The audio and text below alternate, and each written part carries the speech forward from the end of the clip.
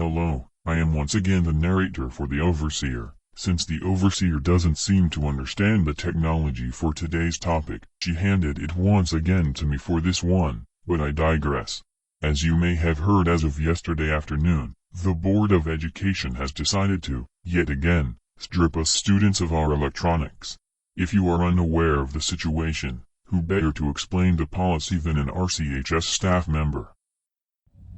Enjoy while you got it. Yes.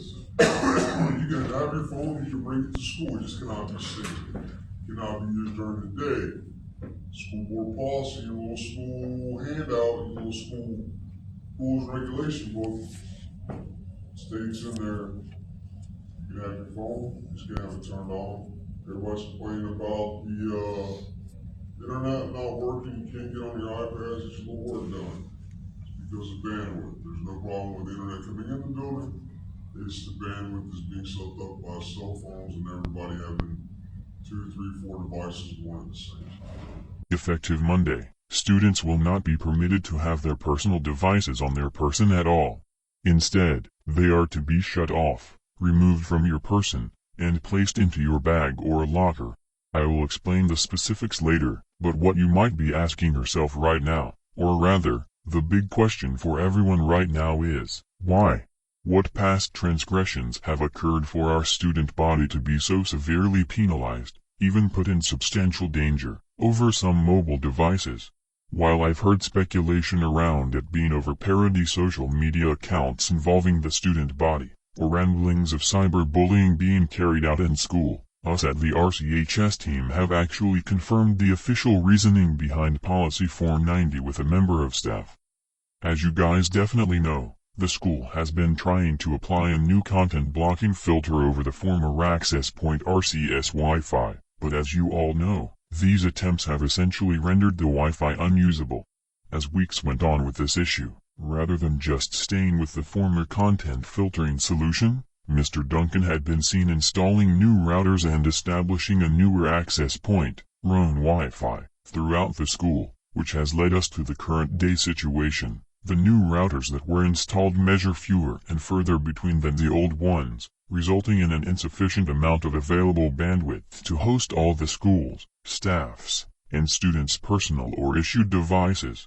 To counter this at first, Duncan tried to run a separate hidden access point so that any identified personal devices that tried to connect to own Wi-Fi would be routed to the hidden network to better solve the bandwidth issue. But I guess it didn't take him long before he rashly gave up and bestowed upon us Policy 490.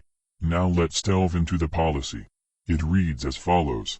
Personal communication devices as used in this policy are defined as those electronic devices which may, as whole or part of their function, allow for communication via wireless, wired, visual, or auditory means to one or many other parties.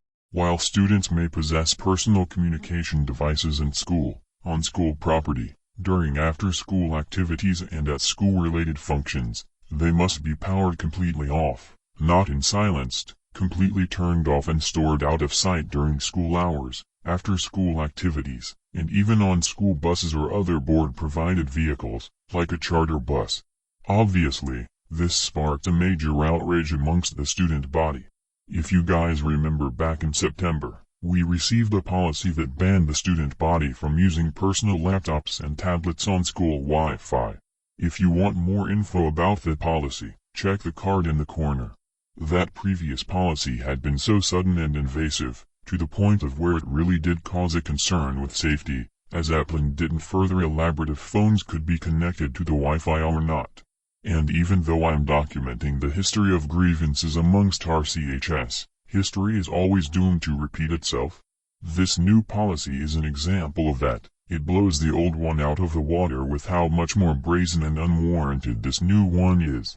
Their reasoning for this change, which I had confirmed by staff, is that the dynamic host configuration protocol runs out of IPs to give since the max IPs for one instance of the protocol is 254.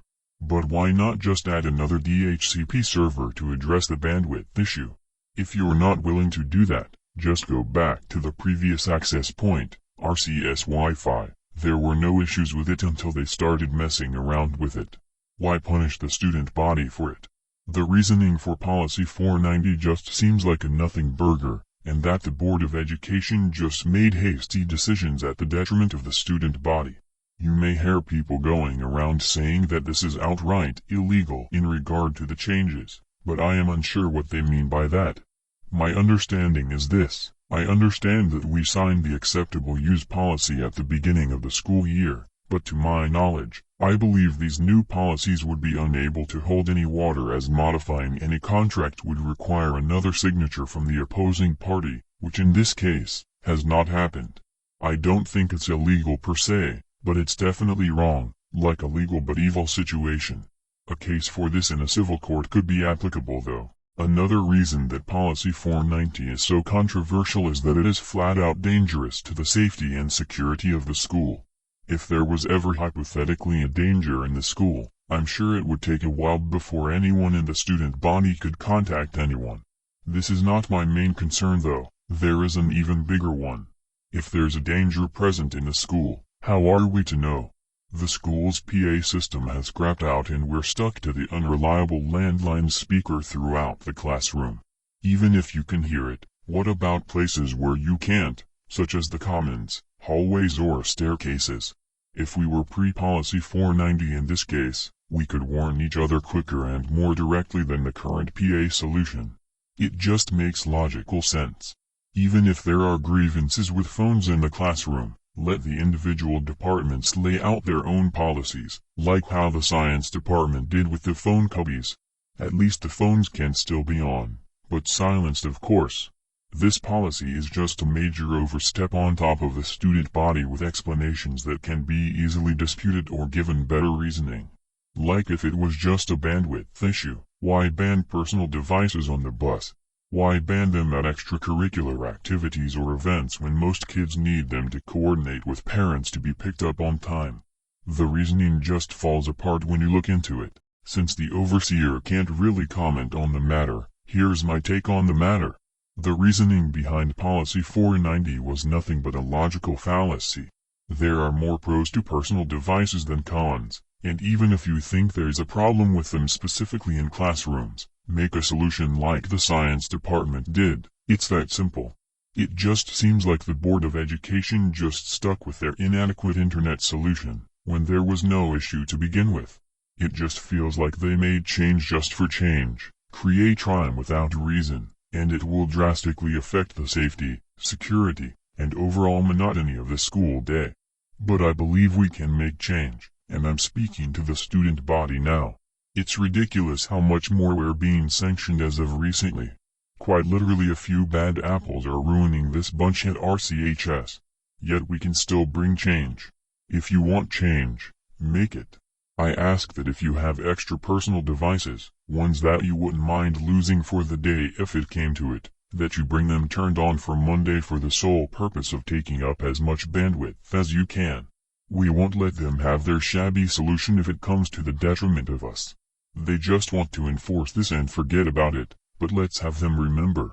I want the confiscated devices to be sitting on desks in the office, just as a reminder of what we're working hard to address. We won't let them just spit on our faces like that, because we deserve better than to be treated like incontinent children. We are mature, others may be even starting to mature, but even all of us can come to the consensus that Policy 490 is unjustified against us. That is my take on the matter, and please share this video with friends and acquaintances, as to better inform everyone of what's being taken from us, and of our protest. Thank you, and remember, the overseer is watching.